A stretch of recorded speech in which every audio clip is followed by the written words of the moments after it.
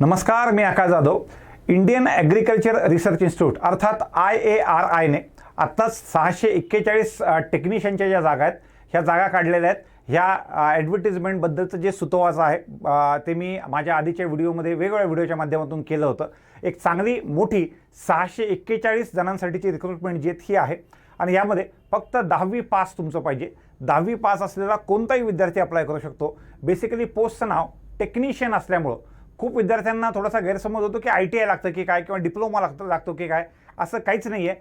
फक्त 10वी पास जे विद्यार्थी आहेत त्यापेक्षा जास्त शिकला असेल, 12वी झाली असेल किंवा ग्रॅज्युएशन झाले असेल तरीही चालतं. ओव्हर क्वालिफाईड विद्यार्थी या एक्झामसाठी चालतात. एक बेसिकली खूप सोपी आणि सुटसुटीत फक्त एक परीक्षा देऊन त्या परीक्षेच्या बेसिसवर फायनल सिलेक्शन जे आहेत हे ह्या रिक्रुटमेंटमध्ये आहे. याच्याबद्दलची माहिती आपण 2 टप्प्यामध्ये पाहणार आहोत. पहिला टप्पा ज्याच्यामध्ये असलेली जाहिरात मी तुम्हाला वाचून दाखवणार आहे, त्यातले महत्त्वाचे मुद्दे डिस्कस करणार आहे. आणि दुसऱ्या टप्प्यामध्ये आपल्या तयारीशी संबंधित जे महत्त्वाचे तुमचे प्रश्न आहेत ते प्रश्न मला दुसऱ्या टप्प्याच्या माध्यमातून घ्यायचे. तर अशा 2 टप्प्यामध्ये आपल्याला आपली ही जी जाहिरात आहे ती लगेच डिस्कस करायची. डिस्कस करत असताना व्हिडिओची स्पीड कमी वाटत असेल तर तुम्हाला फक्त व्हिडिओची स्पीड तुम्हाला थोडीशी वाढवायची आहे. 1.5च्या स्पीडनं बघा, म्हणजे वेळेत तुमचा हा पाठ कव्हर होईल. आपण जानेवारी महिन्यामध्ये 2 महत्त्वाच्या बँकिंगसाठी एक आणि SSCसाठी एक 2 अशा वेगळ्या बॅच ज्या आहेत आपण स्टार्ट करतोय. बँकिंगसाठीची आपली बॅच ही 12 जानेवारीपासून स्टार्ट होते, ज्या बॅचचं नाव बँकिंग निंजा 5.0 असं आहे. आणि SSC CGLची जी बॅच आहे ती आपण 3 जानेवारीपासून स्टार्ट करतोय. ही 3 जानेवारी आल्यामुळं किंवा ही एक्झाम थोडीशी लवकर येत असल्यामुळं आपण हिचा वेळ जो तो पुढे 7 दिवस घेतलेला आहे. दोन्हीसुद्धा बॅचेस ऑनलाईन आहेत आणि स्पेसिफिकली ऑनलाईन विद्यार्थ्यांना टार्गेट ठेवून आपण केलेल्या आहेत. ऑफलाईन बॅचची कसलीही लाईव्ह स्ट्रीमिंग जे ती आपल्याला ऑनलाईनला द्यायची नाही. त्यामुळं ऑनलाईन विद्यार्थ्यांना त्यांना त्यांच्या हिशोबानं एक पर्सनल लक्ष राहावं या हिशोबानं ही त्यांच्यासाठीची बॅच आहे. ओव्हरऑल दोन्हीसुद्धा बॅचेसचं जे ड्युरेशन आहे ते 4 महिने जवळपास चालेल. दोन्हीमध्ये मोठमोठे ॲडव्हर्टिजमेंट जे आहेत हे SSCचं जे कॅलेंडर आहे ते काल आलेलं आहे आणि 23 तारखेला तुम्हाला SSC CGLची ॲड दिसेल. बँकिंगचं कॅलेंडर आहे जे हे अंदाजे 12 तारखेला आपली बॅच आहे तर 14, 15, 16पर्यंत हे सुद्धा कॅलेंडर तुम्हाला दिसून येईल. तर ह्या पद्धतीनं जे विद्यार्थी बँकिंग किंवा SSCची तयारी करतात ह्या दोघांसाठीही बॅच आपल्याकडे अवेलेबल आहे. सगळ्यात महत्त्वाचं म्हणजे दोघांसाठीची टीमही कम्प्लिटली वेगळी आहे. त्या दोघांमध्ये कॉमन जो आहे तुम्ही एक फॅकल्टी सोडला तर बऱ्यापैकी दोन्हीसाठीच्या ज्या फॅकल्टी किंवा टीम आहेत ती कम्प्लिटली वेगळी आहे. बँक वेगळं आणि SSC वेगळं. चला तर आपण स्टार्ट करूयात आपला आजचा पार्ट स्टार्ट करत असताना पहिल्यांदा आपण जाहिरातीवर येऊ. जाहिरातीमध्ये ॲडव्हर्टिजमेंटमध्ये जे महत्त्वाचे मुद्दे आहेत ते मी बोल्ड करून ठेवले. सगळ्यात महत्त्वाचा तुमचा पहिला प्रश्न असेल की इंडियन ॲग्रिकल्चर रिसर्च इन्स्टिट्यूट ही काय. हे इन्स्टिट्यूटला शक्यतो पुसा इन्स्टिट्यूट असं म्हणलं यायचं. त्या पाठीमागचं कारण हे इन्स्टिट्यूटची स्थापना जी आहे ती पुसा बिहार इथं झालेली आहे. पण पाठीमागे 1919मध्ये तिथं एक अर्थक्वेक भूकंप झाला आणि भूकंपानंतर तिचं हेडक्वार्टर शिफ्ट करण्यात आलं दिल्लीला. अर्थात स्वातंत्र्याच्या आधीपासूनची ही जी आहे ही अशी इन्स्टिट्यूट आहे. त्यानंतर सगळ्यात महत्त्वाचं म्हणजे ही इन्स्टिट्यूट जी आहेत ही भारतामध्ये हरित क्रांती अर्थात ग्रीन रिव्होल्युशनला जे ते महत्त्वाची इन्स्टिट्यूट होती, रिस्पॉन्सिबल इन्स्टिट्यूट होती 1970मध्ये जे झालेलं आहे. बाकी इन्स्टिट्यूटबद्दलची सगळी माहिती, ऑफिसेस, बाकी सगळ्या गोष्टी इथं दिलेल्या आहेत. बिलकुल इंग्रजांनी स्थापन केलेलं असल्यामुळं त्यांच्या अलीकडचे जितके काय डायरेक्टर्स होते हे सगळे इंग्रज होते. नंतर स्वातंत्र्यानंतर तुम्ही जर बघत असाल इथे तर एकदम इथून पुढे हळूहळू B विश्वनाथ, HS पृथ्वी, इथून पुढे इंडियन डायरेक्टर्स जे तिथे आलेले आहेत. आता ओव्हरऑल यांचा आवाका मोठा दिसतोय. जितकं मी वाचलं त्या हिशोबानं वेगवेगळ्या ॲग्रिकल्चर इन्स्टिट्यूटमध्ये लागणारे जितके काही टेक्निशियन्स आहेत हे ह्या एका इन्स्टिट्यूटच्या माध्यमातून रिक्रूट होत आहे असं दिसतं. जवळपास 64 वेगवेगळ्या ॲग्रिकल्चरच्या गव्हर्नमेंटच्या या ऑटोनॉमस इन्स्टिट्यूशन्स आहेत त्याच्यामध्ये जो काही मॅनपॉवर आहे तो इथून होतो असं ही ॲडव्हर्टिजमेंट वाचल्याच्यानंतर दिसून येत आहे. आता आपण या ॲडवर येऊयात. बघा ह्या ॲडमधले जे महत्त्वाचे मुद्दे आहेत ते मी बोल्ड करून ठेवलेले आहेत. ही कॉम्पिटिटिव्ह एक्झाम जे एक एक्झामच्या माध्यमातून हे घेणार आहेत आणि सगळीकडे फक्त दिल्लीला नाही तर अक्रॉस इंडिया कुठं आहेत तो सुद्धा पार्ट मी केलेला आहे. डायरेक्ट रिक्रुटमेंट आहे लेवल 3मध्ये 7 CPCमध्ये. त्याच्यानंतर यात त्यांनी दिलं की IARI under the administrative control of ICAR ह्यांच्या अंडर जे ती पडते. ॲप्लिकेशन जे ते 18 डिसेंबरपासून ते 10 जानेवारीपर्यंत भरण्यात येतील. ॲप्लिकेशनची लास्ट डेट 10 जानेवारी असेल. ऑनलाईन एक्झाम जी ती 25 पासून ते 5 पर्यंत डेली नाही, जितके ॲप्लिकेशन आले त्या ॲप्लिकेशनमध्ये स्लॉट पडून त्या वेगवेगळ्या हिशोबाने होणार आहेत, वेगवेगळ्या शिफ्टमध्ये नॉर्मलायझेशन होणार आहे. त्यानंतर वेकन्सी जे आहेत त्या वेकन्सीचं टेबल 641 आहेत, त्यापैकी अनरिझर्व्ड 286, EWS 61, SC 93, ST 68 आणि OBC 133 अशा पद्धतीने आहेत. एक्स सर्व्हिसमॅन 8 आणि पर्सन विथ डिसॅबिलिटी 6 अशा पद्धतीने दिलेले आहेत. पुढे 2 मिनिट. इसेन्शियल क्वालिफिकेशनमध्ये फक्त 10वी पास पाहिजे. त्याच्यापेक्षा जास्त मार्क असतील तरी पण, त्याच्यापेक्षा जास्त शिकला असाल तरी पण चालेल, पण कमीत कमी 10वी पास पाहिजे. त्यानंतर एक्झामचे सेंटर खाली दिलेले आहेत.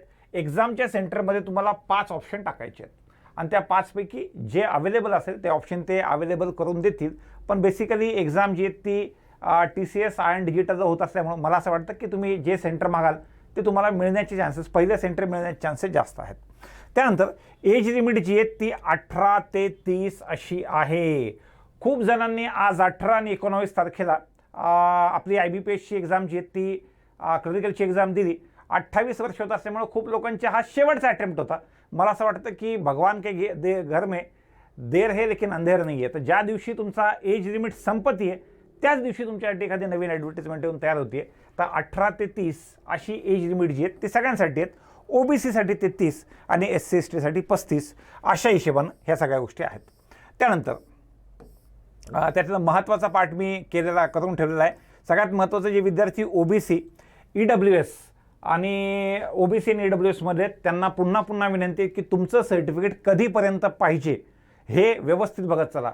खूप वेळेस विद्यार्थी आता अप्लाय करतात, जेव्हा सिलेक्शन होतं तेव्हा सर्टिफिकेट काढायला जातात आणि तेव्हा असे सर्टिफिकेट खूप वेळेस रिजेक्ट होतात. तुम्ही चेक करायचं आहे की OBC आहात तर कधीपर्यंत सर्टिफिकेट लागेल, EWS आहात तर कधीपर्यंत सर्टिफिकेट लागेल. जर आपल्याला मिळत असलेल्या आरक्षणाचा लाभ घ्यायचा असेल तर त्याआधी त्यांनी सांगितलेल्या प्रमाणात आपल्याकडे सर्टिफिकेट तयार असणं आवश्यक आहे. आणि हे जास्तीत जास्त मला OBC आणि EWSच्या कॅन्डिडेटला सांगायचं आहे. SC STच्या सर्टिफिकेटला तेवढा अशी काही व्हॅलिडिटी नावाचा प्रकार नसतो, त्यामुळं त्यांच्या केसमध्ये तेवढा प्रॉब्लेम येत नाही. चला आता फीज जी आहे ती ॲप्लिकेशनची अनरिझर्व्ड आणि OBC आणि EWS मुलांसाठी फीस 1000 रुपये आहे. कोणत्याही कॅटेगरीमधली मुलगी, SC ST कॅटेगरीमधले मुलं मुली, एक्स सर्व्हिसमॅन आणि PWD साठी 300 रुपये फीस आहे. 1000 आणि 300 ह्या पद्धतीनं फीस असणार आहे. कोणत्याही महिलांसाठी फीस 300 आहे आणि त्याच्यामध्ये SC ST कॅटेगरीचे मुलं मुली असतील तर त्यांनाही 300च आहे. चला पुढे बघा. प्लॅन ऑफ एक्झाम एक सिंगल एक्झाम होईल. एक्झाम इंग्लिश आणि हिंदी अशा दोन्ही लँग्वेजमध्ये तुम्हाला पेपर जो आहे तो अवेलेबल असेल. 100 प्रश्नांचा पेपर असेल. नेगेटिव्ह मार्किंग 25% असणार आहे. सेक्शनल कट ऑफबद्दल काहीही दिलेलं नाही, त्यामुळं शक्यतो अशा एक्झामला, SSC टाईपच्या एक्झामला सेक्शनल कट ऑफ नसतो. त्यामुळं मी मानून चालतो की सेक्शनल कट ऑफ नाही आहे, पण नसतो हे मानतोय. पण तुम्ही वेळेवर एक्झाम चालू होण्याच्या आधी जेवढे काही इन्स्ट्रक्शन दिलेले असतात त्या इन्स्ट्रक्शन व्यवस्थित वाचत चला, त्यामध्ये अजून जास्त व्यवस्थित दिलेलं आहे. चला त्यानंतर त्यांनी रिटर्न मार्कला 40% कट ऑफ दिलेला आहे ओपन विद्यार्थ्यांना, अनरिझर्व्ड 30% SC ST आणि OBCसाठी आणि 25% ST साठी. पण हे काही नसतं, वरची क्रीम जे आहेत ते काढून घेत असतात. त्यानंतर डॉक्युमेंट जे आहेत ते तुम्हाला डॉक्युमेंट व्हेरिफिकेशनला काय काय लागणार आहे त्याबद्दल दिलेलं आहे. ॲप्लिकेशनची प्रोसेस दिलेली आहे, त्याच्याबद्दलचा लिंक जी आहे ती मी खाली टाकून देतो, आपल्या डिस्क्रिप्शन कॉलममध्ये टाकून देतो. त्यानंतर कॅन्डिडेट्सने कोणकोणते डॉक्युमेंट मधल्या काळात तयार ठेवायचे आहेत फॉर्म भरताना तेही दिलेलं आहे, व्यवस्थित वाचून घ्या. त्यानंतर फोटो, सिग्नेचर आणि सर्टिफिकेट कशा पद्धतीने स्कॅन पाहिजे तोही पार्ट दिलेला आहे. हा पार्ट मी वाचते नाही का, थोडंसं काम विद्यार्थ्यांनी पण केलं पाहिजे. त्यामुळं ह्याच्याशी संबंधित माझ्याकडं सध्या OBC सर्टिफिकेट नाही, स्टेटचं सर्टिफिकेट आहे, याची सगळी जबाबदारी तुमची आणि त्याच्याबद्दल फोनही नाही करायचा. का? कारण की नाही आहे तर अन्न काम तुमचं येतं आहे. ठीक आहे, तर हा महत्त्वाचा पार्ट जो काय काय लागते किंवा कोणकोणता पार्ट अपलोड करायचा आहे मी शक्यतो वाचत नाही, कारण की तेवढा पार्ट विद्यार्थ्यांना सोडलेला आहे. त्यानंतर इम्पॉर्टंट इन्स्ट्रक्शनमध्ये पहिल्यांदा दिलेलं आहे these post are non government. असं दिलं की विद्यार्थ्यांना पहिल्यांदा धडकी बसते की नेमकं काय. बेसिकली ह्या जितक्या काही इन्स्टिट्यूशन आहेत ह्या ऑटोनॉमस इन्स्टिट्यूशन आहेत. बँकेच्या जॉबला सुद्धा गव्हर्नमेंट म्हणता येत नाही. गव्हर्नमेंटचा त्या बँकांमध्ये 51% जास्तीचा हिस्सा असतो. आपण त्याला पब्लिक सेक्टरमधला जॉब जो तो म्हणू शकतो. त्याच्यामुळं एकदम टेन्शन घेऊ नका, कारण की ह्या जितक्या काही ऑटोनॉमस इन्स्टिट्यूशन आहेत ह्या सगळ्या सेंट्रल गव्हर्नमेंटने स्पॉन्सर्ड आहेत. बऱ्यापैकी ॲग्रिकल्चर मिनिस्ट्रीकडून स्पॉन्सर्ड इन्स्टिट्यूशन आहेत, म्हणून तिथं नॉन गव्हर्नमेंट हा शब्द यूज केलेला आहे. त्यानंतर पण त्यांचं NPS वगैरे कटणं बाकी सगळ्या गोष्टी आल्यात. समजा इंडियन सिटीजन पाहिजे, त्यानंतर ॲप्लिकेशन करणारा विद्यार्थी, त्याच्यानंतर काही तुम्हाला प्रॉब्लेम असेल तर एक नंबर दिलेला आहे, तो नंबर बघा, सकाळी 10 ते संध्याकाळी 6 ह्या वेळेमध्ये तुम्हाला कॉल करायचा आहे जर तुम्हाला काही डाऊट असतील तर. त्यानंतर सिलेक्टेड कॅन्डिडेटचा 1 वर्षाचा ऑन जॉब ट्रेनिंग असेल त्याच पद्धतीने. त्यानंतर आपण महत्त्वाचा पार्ट बघायचा असेल, नॉर्मलायझेशन होणार आहे. नॉर्मलायझेशनच्या फॉर्म्युल्यासहित त्याने दिलेले की नॉर्मलायझेशन कसं होणार आहे. त्यानंतर टाय ब्रेकिंग, जर दोघांचे मार्क समान आले तर अशा विद्यार्थ्यांमध्ये ज्यांचे 10वीचे मार्क जास्त होते त्या विद्यार्थ्यांचं सिलेक्शन होईल, म्हणून 10वीचे मार्क व्यवस्थित भरा, अंदाजे भरू नका. कारण की दोघांचे मार्क समान असतील तर आतापर्यंत वयानं व्हायचं, पण ह्या ठिकाणी 10वीच्या मार्कानं होणार आहे. जर 10वीच्या मार्कही समान असतील तर मग ज्याचं वय जास्त त्याला घेणार आहेत ह्या हिशोबानं. त्यामुळे 10वीचे किंवा कोणताही फॉर्म भरताना व्यवस्थित तुम्हाला फॉर्म भरायचा आहे. बघा, ही जी इन्स्टिट्यूशन आहेत ना, ही 64 ICARच्या अंतर्गत येणाऱ्या 64 वेगळ्या वेगळ्या इन्स्टिट्यूशनसाठी ह्या टेक्निशियनची रिक्रुटमेंट करते. बघा, 64 इन्स्टिट्यूट आहेत. बरं, या 64 इन्स्टिट्यूशन अक्रॉस इंडिया सगळीकडे आहेत.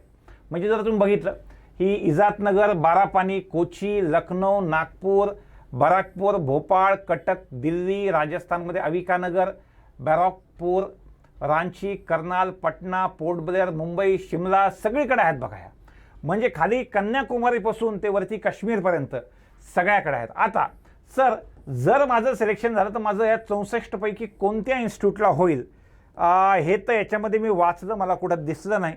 पण मला असं वाटतं नंतर एक तर ते ती प्रोसेस करत असताना फॉर्म भरून घेतील किंवा तुमचा पसंतीक्रम विचारतील, असं काही काही होऊ शकतं. किंवा ज्यांचे मार्क जास्त त्या हिशोबानं काही करू शकतात. ह्याच्याबद्दल तर इथं कुठं दिलेलं नाही आहे.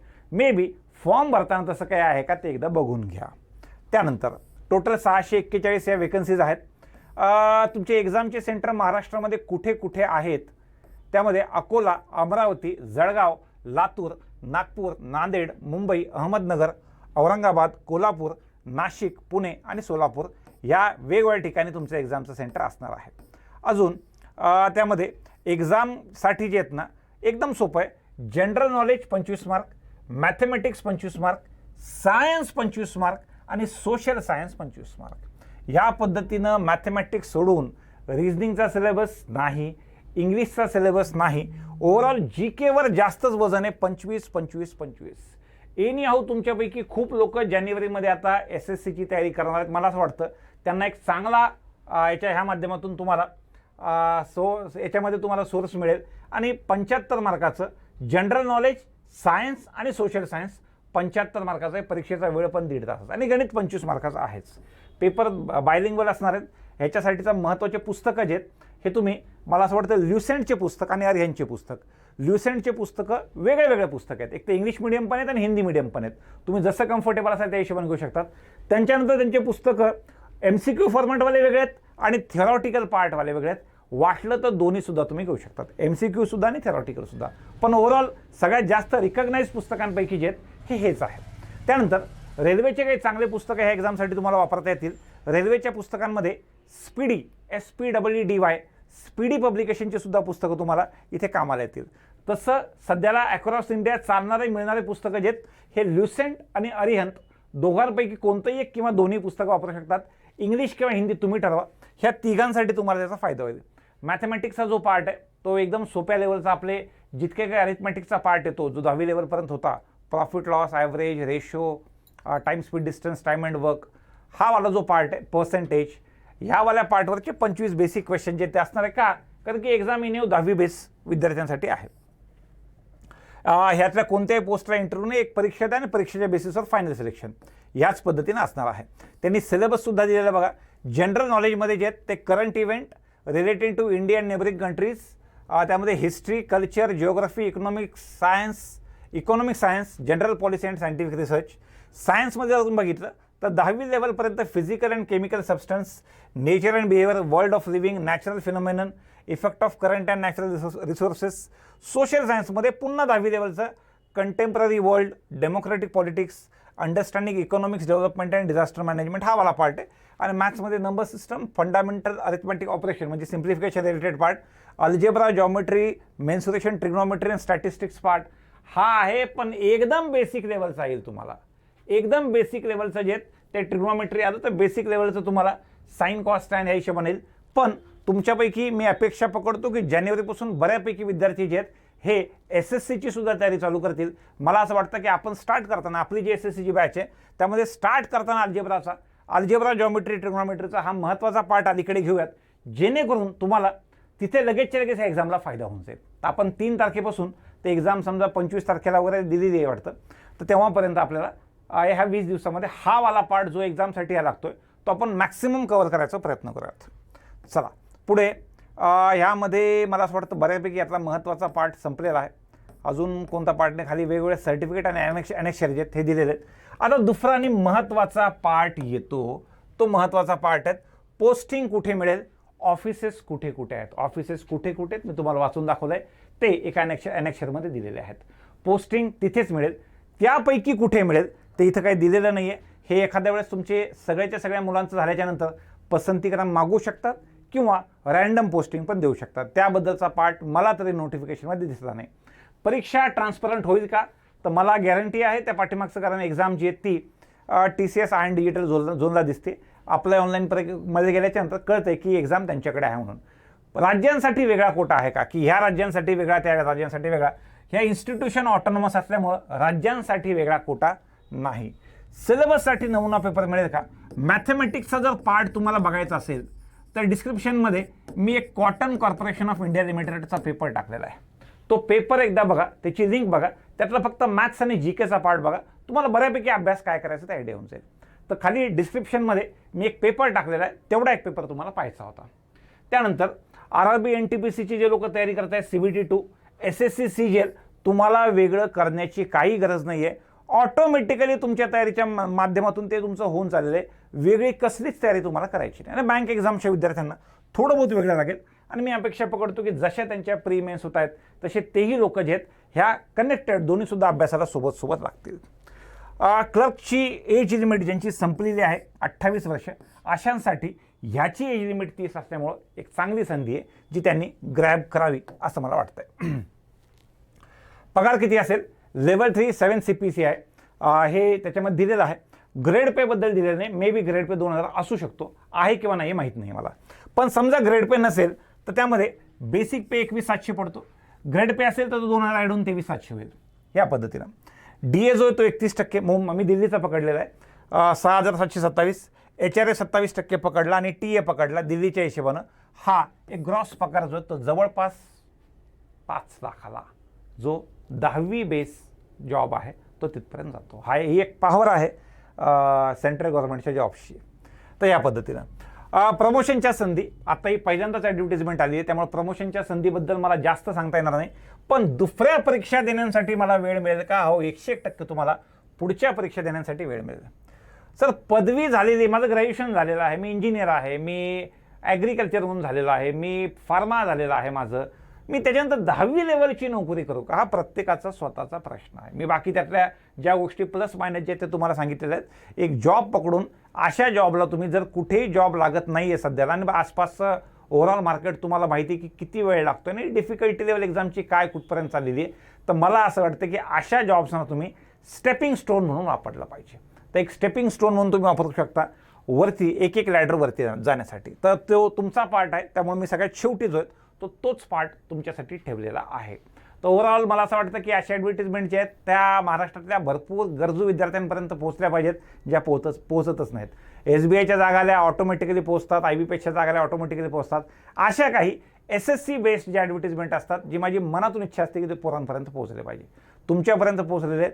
तुम्हीसुद्धा जास्तीत जास्त विद्यार्थ्यांपर्यंत पोहोचवा.